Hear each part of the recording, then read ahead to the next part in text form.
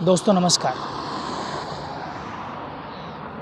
High school और 12th के exams शुरू हो चुके हैं और उन सभी परीक्षार्थियों को मेरी तरफ से ढेरों सारी शुभकामनाएं। आपका भविष्य उज्जवल हो, आप बुलंदियों को ऊंचाइयों पर जाएं।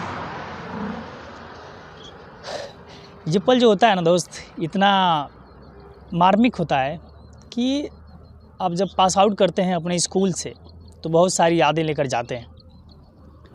बहुत सारे ऐसे पल होते हैं जो हम वहीं से स्टोरेज करके निकलते हैं और यहीं से सभी लोगों के अपने अपने मंजिलें तय होती हैं, सबके अपने अपने रास्ते तय होते हैं, सबके अपने अपने सपने अलग बनते हैं, अपनी मंजिलें अलग बनती हैं सबकी। तो बोर्ड एग्ज़ाम में मेरी एक छोटी सी टिप जो मुझे अच्छी लगती है कि आप जो शॉर्ट टाइप जो क्वेश्चंस होते हैं उस पे उसको करने के लिए लॉन्ग टाइप के जो क्वेश्चंस होते हैं उनको अगर आप पढ़ते हैं, लंबी पैराग्राफ अगर पढ़ते हैं तो उसमें आपको जो ऑप्शनल चीज़ें होती हैं, ऑप्शनल क्वेश्चंस होते हैं और जो आपको शॉर्ट क्वेश्चंस होते हैं वो मिल जाएंगे लॉन्ग टाइप क्वेश्चन की वजह से।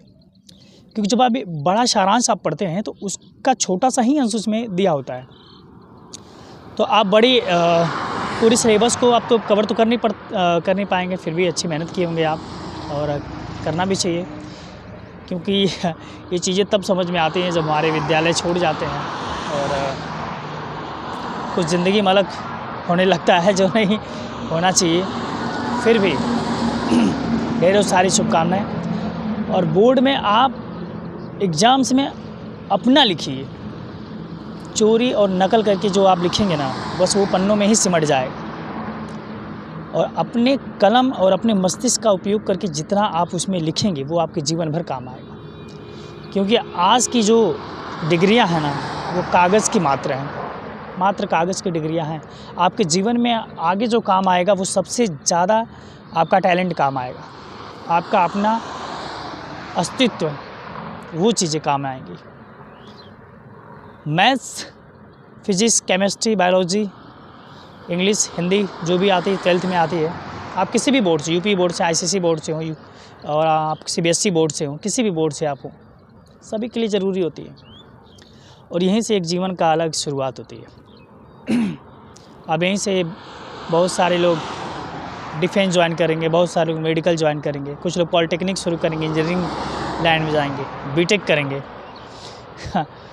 एमबीबीएस वगैरह के लिए जो लोग नीट वगैरह की प्रिपरेशंस करेंगे, स्टार्ट करेंगे यहीं से। यही एक 12th के पास की सारी जर्नी होती है। कुछ लोग ग्रेजुएशन करेंगे, लॉ वगैरह में जाएंगे, कुछ लोग बीएड वगैरह करने की उद्देश्य से भी कुछ लोग बीएससी, एमएससी, बीए, एमए वगैरह करेंगे लोग। तो सबकी अपनी अपनी पसंद होगी और पसंद की वजह से अपना करियर चुनेंगे। अभी हाल ही में एक एग्ज़ाम्स गुजरा है, यूपीपी, उत्तर प्रदेश पुलिस भर्ती, जिसमें लगभग 45 लाख प्लस फॉर्म पड़े अभ्यर्थियों ने, 60,000 प्लस कुछ वैकेंसी थी उसमें। वो कुछ चंद लोगों की वजह से उन ऐसे विद्यार्थियों का सपना टूटा है इनकी लोग कल्पना भी नहीं कर सकते थे। वे विद्यार्थी जो छोटे 10 बाई 10 के कमरे में रह कर के अपनी पढ़ाई करते थे। और ये हर एग्ज़ाम्स के प्रिपरेशन करने वाले बच्चों की दास्तां है कि अगर कोई भी पेपर अगर लीक हो जाता है तो वो उनके मन में क्या बीतती है। और सबसे ज़्यादा तकलीफ़ उनको होती है जो मिडिल क्लास से बिलोंग करते हैं। वे अपना पैसा जोड़ करके तैयारी करते हैं और एक उम्मीद लेकर रहते हैं कि उनको एक छोटी सी सरकारी नौकरी मिल जाएगी और इससे उनका परिवार आराम से चलने लगेगा और उनका एक अच्छा जीवन हो जाएगा और साथ में उनका शादी विवाह अच्छी तरह से हो जाएगा। इसीलिए हर कोई पढ़ता है, मान सम्मान समाज में अच्छा रहेगा इसीलिए। लेकिन कुछ चंद लोगों की वजह से वो सारी चीज़ें इतनी अस्त व्यस्त हो जाती हैं कि वो काफ़ी निंदनीय होती हैं। कुछ लोग ऐसे होते हैं जिनको बिना कुछ किए उनको चाहिए होता है, बिना मेहनत किए। और कुछ ऐसे होते हैं जो लोग अपनी मेहनत पे भरोसा करते हैं, अपने परिश्रम पे भरोसा करते हैं। और संघर्ष किया हुआ व्यक्ति अगर समाज में आता है तो वो सारी परिस्थितियों से गुजरा हुआ इंसान होता है, तो वो एक अच्छे समाज की स्थापना करता है। अगर एक भ्रष्ट व्यक्ति अगर उसी समाज में आएगा, उस संस्था में आएगा, पुलिस डिपार्टमेंट में आएगा या किसी भी विभाग में आएगा, अगर वो करप्ट तरीके से आया हुआ है तो वो करप्शन ही फैलाएगा, न कि एक अच्छे समाज का विकास करेगा या एक स्थापना करेगा।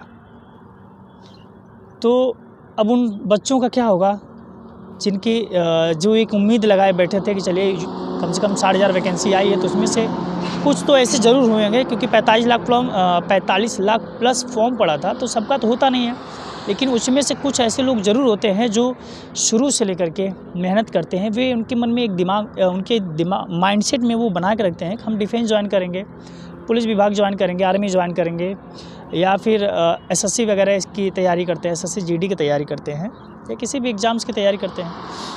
तो वो पेपर लीक ऐसा ना करो यार, ठीक है।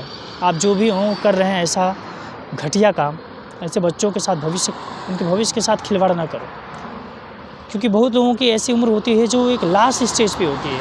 उनके पास एक आखिरी उम्मीद होती है कि इस उम्मीद पे शायद हमारा सिलेक्शन हो जाए और मेरी एक अच्छी जीवनी शुरुआत हो जाए। या बहुत से ऐसे लोग होते हैं जो छोटा सा, ये कांस्टेबल की पोस्ट थी, तो उस पोस्ट को पाने के बाद हम आगे की अपनी प्रिपरेशन चालू रखेंगे, स्टार्ट रखेंगे, और हम आगे की भी परीक्षाओं की तैयारी करते रहेंगे। ये हमारा बेस मॉडल तैयार हो जाएगा, बेस तैयार हो जाएगा, जिससे हमारी थोड़ी आर्थिक स्थिति मजबूत हो जाएगी। पुलिस विभाग में या किसी भी डिफेंस में जाता कौन है? सामान्य परिवार के लोग जाते हैं। इसमें कुछ ऐसे लोग होते हैं जो पैसे की वजह से सारी चीज़ें त्रस्त-व्यस्त कर देते हैं। बोर्ड एग्ज़ाम्स में भी बहुत से ऐसे लोग होते हैं जो अपनी खुद की परीक्षा नहीं देते हैं दूसरों से दिलवाते हैं। आप क्या करते हैं? मैं अभी बोला ना कि डिग्रियां जो हैं वो कागज़ की हैं, लेकिन आज का दौर ऐसा है ना दोस्त, कहीं कहीं लगता है कि पैसा ही सब कुछ है। पैसे के दम पे सारी चीज़ें हो सकती हैं और बहुत ऐसी जगह नहीं भी हो पाती। तो फिर भी हताश नहीं होना मित्र, आप प्रिपरेशन करिए, तैयारी करिए और अपने इरादों को मजबूत रखिए,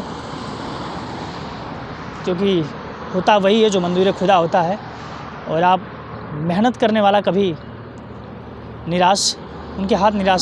उनके निराशा हाथ नहीं लगती, उनके हाथ कहीं ना कहीं सफलता वो ज़रूर मिलती। हो सकता है आप किसी अन्य प्लेटफॉर्म के लिए बने हों, तो आप वहाँ पे हो सकती है आपकी तकदीर ले जाए। 4-6 महीने बाद शायद फिर से एग्ज़ाम होगा। अब होगा या नहीं होगा ये तो राज्य सरकारें तय करेंगी। सरकारों की भी क्या भूमिका रही और वो पेपर कैसे लीक हो गया, ये बड़ी दुखद बात है, क्योंकि उनके कितना खर्च लगा होगा, भाड़ा किराया, सारी चीज़ें, लोग बच्चों का नुकसान हुआ था। और बोर्ड एग्ज़ाम में भी कुछ लोग ऐसे ही करते हैं, तो ऐसा ना करो, क्योंकि प्रशासन जिसको टांग लेता है उसको फिर अच्छा भी कर देता है और फिर समझ में आता है कि मैंने तो गलत कर दिया किसी के भविष्य के साथ। तो ऐसा ना करो मित्र, क्योंकि वो ऐसी चीज़ों में बहुत से लोगों का भविष्य दांव पे लगा होता है। बस मैं इतना कहना चाहूँगा कि आप अपने आप पे भरोसा कीजिए, मेहनत कीजिए। हम खुद मेहनत करते हैं, अपने अपने तरीके से करिए। संयम होना बहुत ज़रूरी है। मेरे साथ के बहुत ऐसे बच्चे हैं जो सेलेक्टेड हैं, मैं थोड़ा सा भी प्रिपरेशंस में हूँ अपनी इन चीज़ों में। कभी कभी मन को लगता है कि सारी चीज़ें छोड़ दें, फिर कुछ अलग करें, लेकिन फिर ऐसी चीज़ें लगती है मन में कि इतनी दूर आने के बाद भी सारी चीज़ें छोड़ेंगे तो फिर शायद पछतावे के अलावा और कुछ नहीं लगेगा, हाथ लगेगा।